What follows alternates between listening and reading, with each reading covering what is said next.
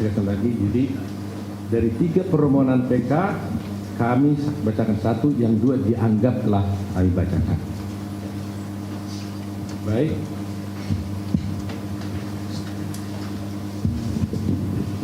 Memori peninjauan kembali atas putusan Pengadilan Tinggi Bandung nomor 190.3/2017/PT BDG tanggal 1 Agustus 2017, Yunto Pengadilan Negeri Cirebon nomor 4/PIT-B/2017/PN tanggal 26 Mei 2017 atas nama Hadi Saputra alias Bolang bin Kasana, Eka Sandi alias Tiwul bin Muran, Jaya alias Kliwon bin Sabul, dan Supriyanto alias Kasdul bin Sutadi.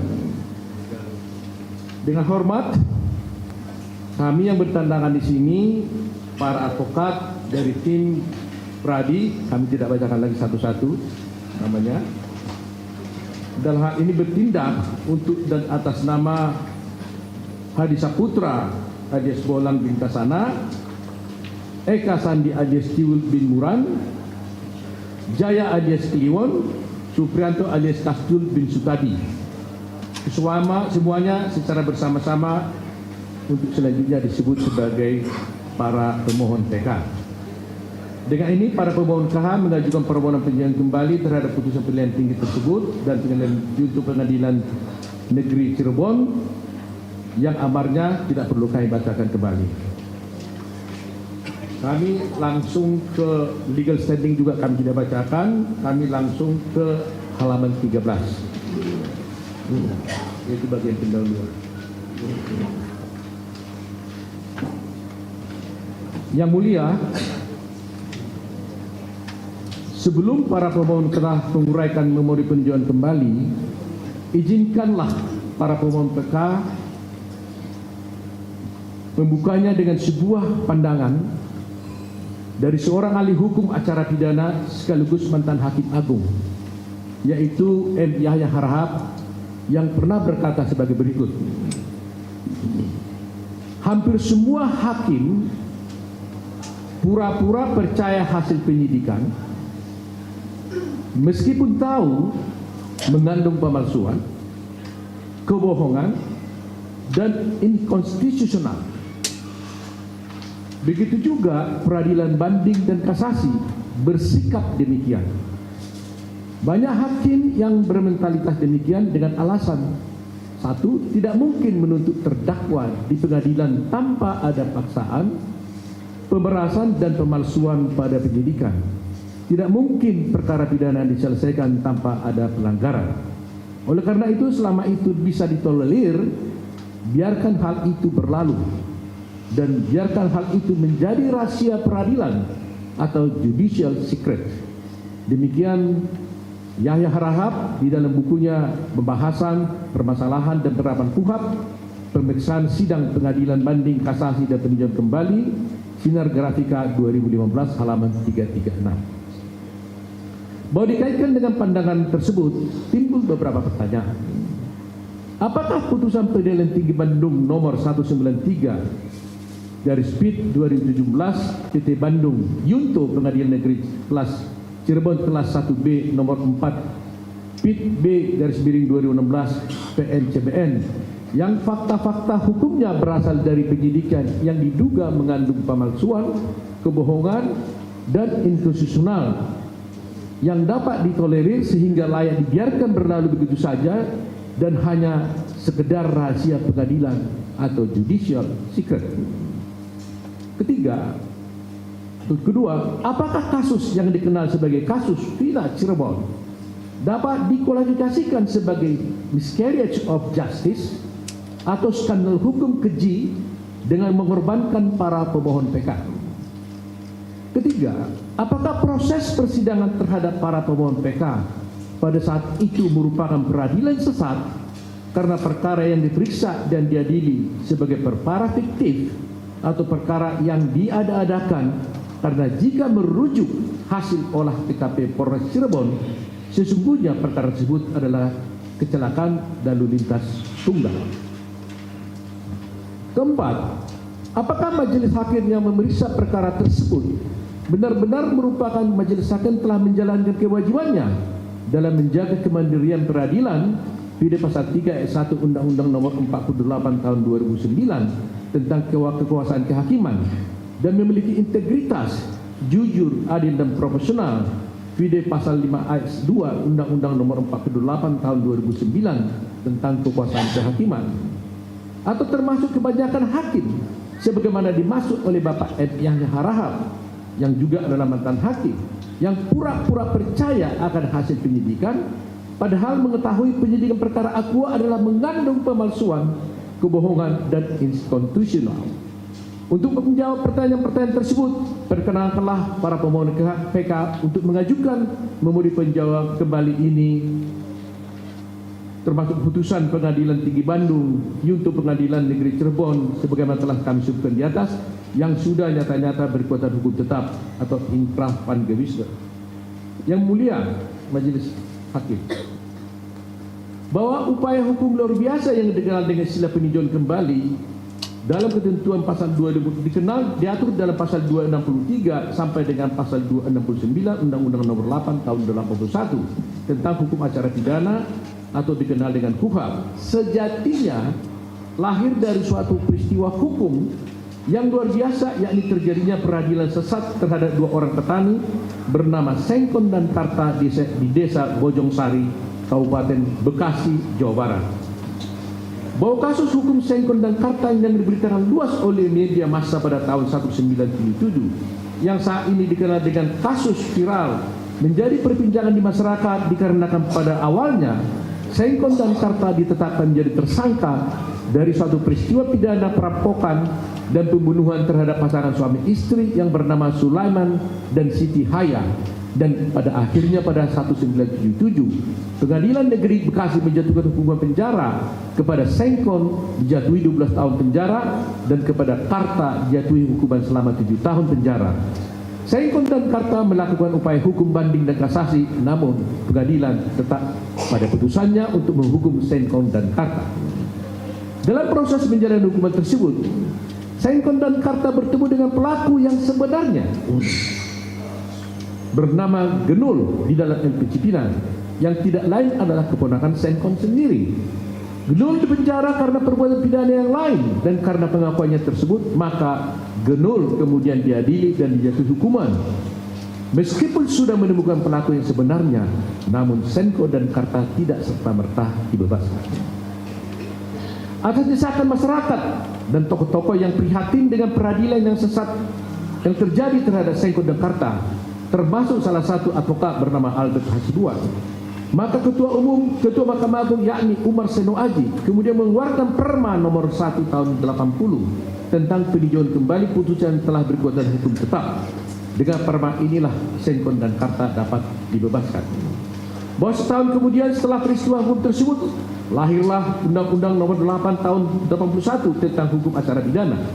Jadi secara historis, lahirnya peninjauan kembali sebagai upaya hukum luar biasa didorong oleh adanya kasus viral tahun 1977, yaitu kasus Sengkon dan Tarta di Kabupaten Bekasi. Baik upaya hukum peninjauan kembali sejatinya lahir dari konteks perbaikan dan reformasi penegakan hukum menuju pada penegakan hukum yang mengedepankan hak asasi manusia. KUHP membawa harapan baru bahwa pengadilan dan hukum dapat terwujud bagi semua golongan masyarakat, dan bahwa para penegak hukum akan sungguh-sungguh secara cermat dan teliti melaksanakan tugas dan fungsinya sebagai penegak hukum yang selalu mengedepankan asas-asas hukum yang menjamin hak asasi manusia seperti praduga tak bersalah atau presumption of innocence, persamaan di depan hukum atau equality before the law, dan asas-asas lain. Masyarakat berharap bahwa transformasi terjadi pada institusi penegakan hukum dan juga penegak hukum menjadi lebih profesional dan berintegritas. Bahwa transformasi hukum dalam suatu masyarakat atau suatu negara selalu berangkat dari konteks peristiwa yang nyata dan konkret. Semisal terjadi suatu peristiwa seorang warga negara atau masyarakat merasa diperlakukan tidak adil, ketika berhadapan dengan peranata hukum, sehingga ia berjuang menegakkan keadilan, dan perjuangan tersebut tidak hanya menjadi perjuangan untuk dirinya sendiri, tetapi perjuangan untuk semua orang.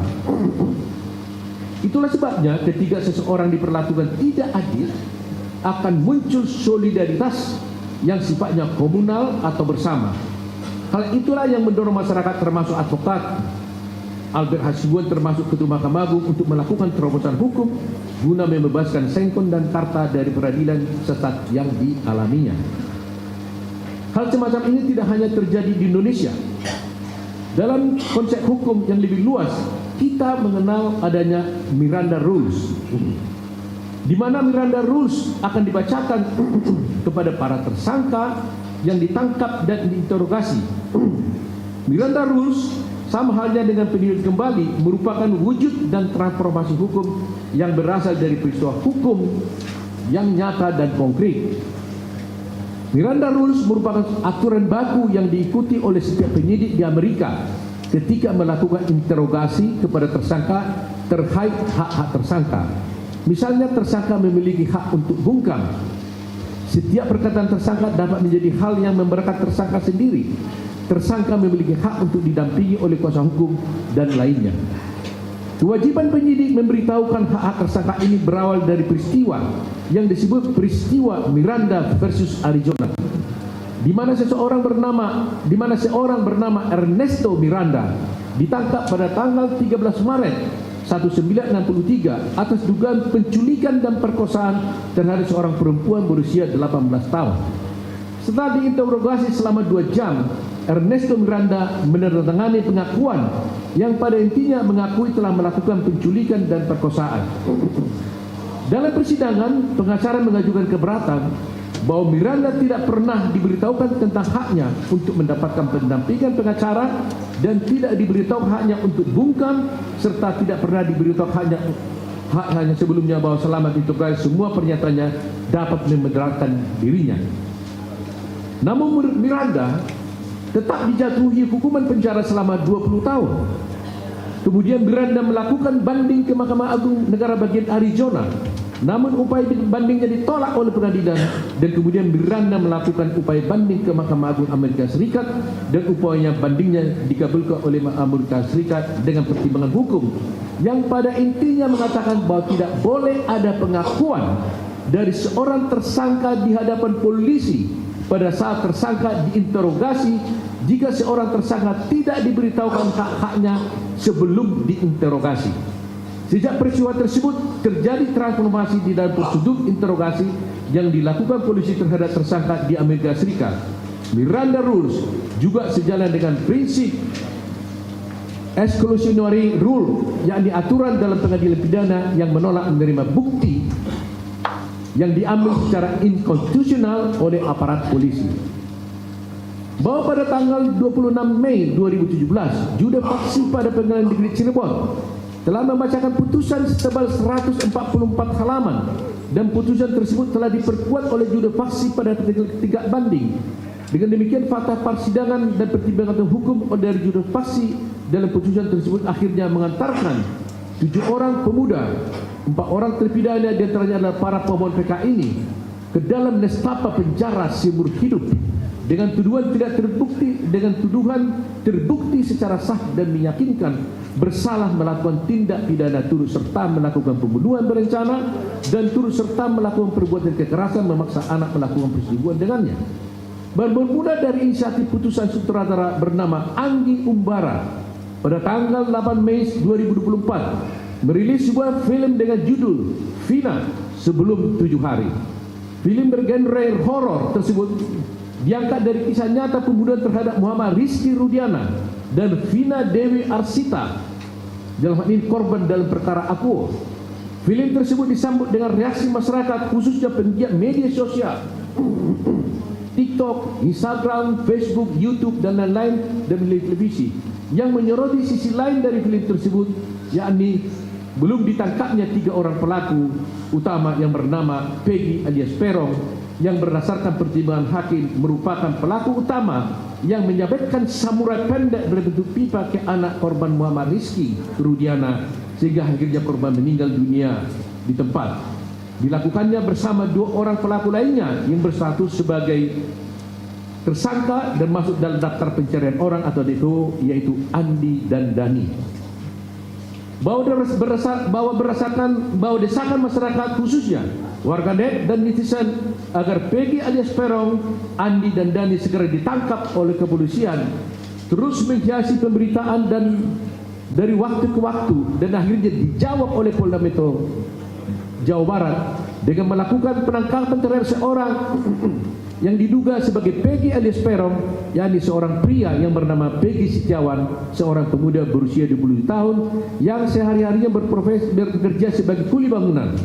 Penangkapan tersebut juga diiringi oleh munculnya salah satu terpidana dalam perkara tersebut yang bernama Saka Tatal yang telah selesai menjalani hukuman dan profesional hukum yang memberikan klarifikasi dan informasi-informasi yang berbeda dengan putusan pengadilan. Bahwa profil bagi Peggy Setiawan seorang kuli bangunan tidak dapat diterima oleh logika masyarakat umum, khususnya netizen, dikarenakan tidak relevan dengan sosok Peggy alias Peron sebagai anak geng motor yang dikenal sadis sebagaimana yang termuat dalam putusan pengadilan. Gelombang ketidakpercayaan masyarakat membuat beberapa pihak seperti jurnalis, pegiat media sosial, YouTubers, TikTokers, dan Telegram melakukan investigasi secara mandiri dengan menandatangani tempat kejadian perkara, melakukan wawancara dengan saksi-saksi terkait, dan hal tersebut disambut dengan tanggapan dari pakar-pakar hukum maupun tokoh masyarakat. Bahkan sejumlah pejabat negara ikut berkomentar, di mana pada akhirnya keraguan publik atas penangkapan Peggy Setiawan semakin memuncak ketika penyidik itu Inkasu Polda Jawa Barat merilis kepada publik bahwa 2 orang DPO yang memiliki peran penting dalam konstruksi kronologis kasus posisi yang disusun penyidik dalam BAP yang kemudian menjadi dakwaan jaksa penuntut umum dan menjadi fakta hukum dalam pertimbangan hakim dinyatakan fiktif oleh penyidik. Dengan adanya 2 DPO yang dinyatakan fiktif semakin mengaburkan fakta hukum yang termuat di dalam putusan perkara akuo, dan kemudian keraguan semakin lengkap saat Hakim Tunggal Eman Sulaiman pada tanggal 8 Juli 2024 melalui putusan nomor 10 Pit Pra _ 2024 Bandung BDG menyatakan mengabulkan permohonan pra peradilan yang diajukan oleh Peggy Setiawan, di mana penetapan tersangka terhadap Peggy Setiawan dinyatakan tidak sah dan batal demi hukum, dan memerintahkan termohon dalam hal ini penyidik untuk membebaskan Peggy Setiawan.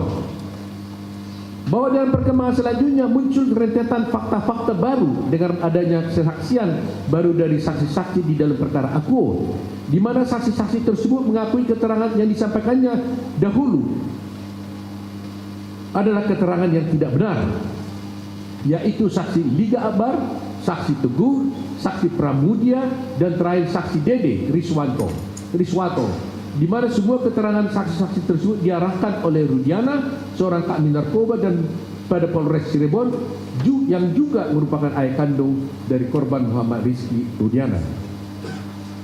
Bahwa rangkaian pelanggaran hak asasi manusia inkasu hak-hak para tersangka yang kini menjadi para terpidana seumur hidup sangat jauh dari prinsip-prinsip dasar yang diatur dalam KUHP. Rentetan fakta-fakta baru bermunculan dan semakin hari kian terang, bahkan sudah sampai pada suatu keyakinan bahwa diduga keras telah terjadi suatu proses peradilan sesat atau miscarriage of justice dalam perkara akuo. Film yang berjudul Vina sebelum 7 hari mendapat beragam respon atau tanggapan dari masyarakat, terutama dari netizen. Dalam waktu yang singkat, media massa baik cetak dan online televisi mulai memberitakan film ini, serta beberapa dari mereka mulai menelusuri dan mencari informasi tentang peristiwa hukum yang sebenarnya yang menjadi sumber inspirasinya.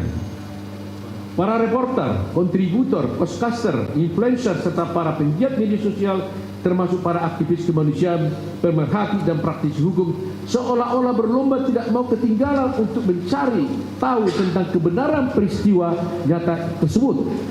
Akibat masifnya aktivitas keingintahuan masyarakat tentang kebenaran kasus Vina Cirebon, secara tidak terduga telah mampu mengungkap beragam kejanggalan dan dalam penanganan kasus Vina Cirebon. Kejanggalan-kejanggalan yang terrealisasi oleh masyarakat terjadi sejak proses penyelidikan, penyidikan, penuntutan hingga dalam proses persidangan. Kejanggalan yang paling menonjol adalah ketika Polda Jawa Barat terkesan selama lebih daripada 7 tahun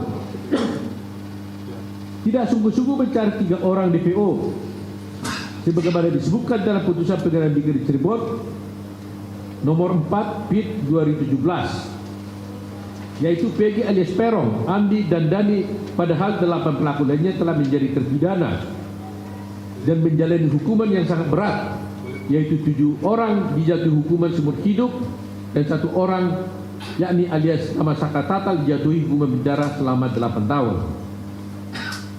Dugaan masyarakat tentang kejanggalan dan penanganan kasus Vina ke Cirebon makin diperkuat dengan kenyataan bahwa Polda Jawa Barat ternyata hanya memerlukan waktu 2 minggu sejak film tersebut viral untuk menangkap Peggy Setiawan yang diduga sebagai salah satu tersangka DPO yang bernama Peggy alias Peron. Mayoritas masyarakat umum berpandangan jika saja memang dari 7 tahun yang lalu Polda Jawa Barat serius dan fokus melakukan pencarian dan penangkapan terhadap DPO dimaksud, maka ketiga DPO tersebut mungkin saat ini sudah berada dalam penjara bersama dengan 7 orang terpidana ini. Timbul pertanyaan, kenapa Polda Jawa Barat terkesan begitu lambat menangkap ketiga DPO dalam perkara Vina Cirebon ini? Dengan tertangkapnya sosok yang disebut Polda Jawa Barat sebagai Peggy alias Peron, rupanya tidak serta-merta menghentikan kontroversi dan spekulasi di tengah masyarakat. Bahkan sebaliknya justru makin menimbulkan kontroversi dan spekulasi baru. Secara mengejutkan dalam beberapa beritaan, Disreskrim Polda Jawa Barat dalam press release-nya menyatakan 2 tersangka yang sudah menjadi DPO yaitu Dani dan Andi disebut sebagai fiktif. Dengan alasan penetapan kedua DPO tersebut bersumber dari informasi yang tidak bisa dipertanggungjawabkan hanya asal sebut. Begitupun Kadif Humas Mabes Polri menyatakan 2 orang DPO tersebut tidak didukung dengan bukti yang cukup untuk dinyatakan sebagai tersangka, bahkan meminta masyarakat untuk memberi masukan informasi tentang kedua DPO tersebut. Pernyataan Disreskrim Polda Jawa Barat dan Kadif Humas Mabes Polri semakin menambah kegaduhan di masyarakat. Bagaimana mungkin 2 DPO yang telah ditetapkan sebagai tersangka yang dalam putusan-putusan Pengadilan Negeri Cirebon dijelaskan dengan terang benderang peran dan perbuatannya dalam kasus Vina Cirebon tiba-tiba dinyatakan fiktif dan belum memenuhi bukti yang cukup untuk dijadikan tersangka.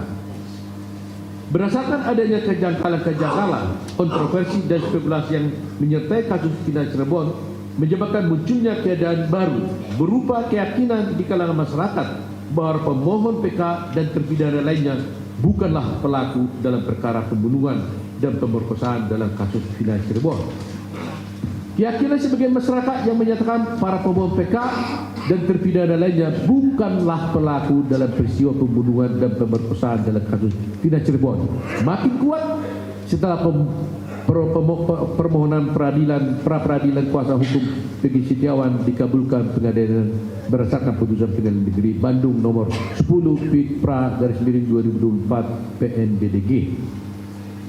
Jika menilik kasus Vina Cirebon, sangat masuk akal para pemohon PK mempunyai keyakinan yang kuat beberapa kasus yang pernah terjadi di Indonesia seperti kasus Sengkon dan Karta, kasus Kemat dan David dalam pembunuhan Asrori di Jombang tahun 2008 dan kasus 6 orang pengamen Cipulir yang dituduh membunuh Diki Maulana pada tahun 2017 terjadi pada diri para pemohon PK. Karena setidaknya terdapat beberapa persamaan fakta yang menyertai kasus-kasus itu dengan kasus Vina Cirebon, yaitu semua terpidana atau tertuduh adalah orang miskin yang tidak memiliki akses kepada keadilan.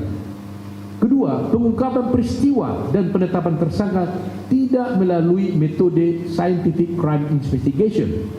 Ketiga, penghukuman atas pelaku lebih didasarkan pada hanya pengakuan tersangka belaka. Yang perlu digarisbawahi dalam pengungkapan kasus-kasus terdahulu seluruhnya diungkap dengan adanya mengandalkan pengakuan para terpidana.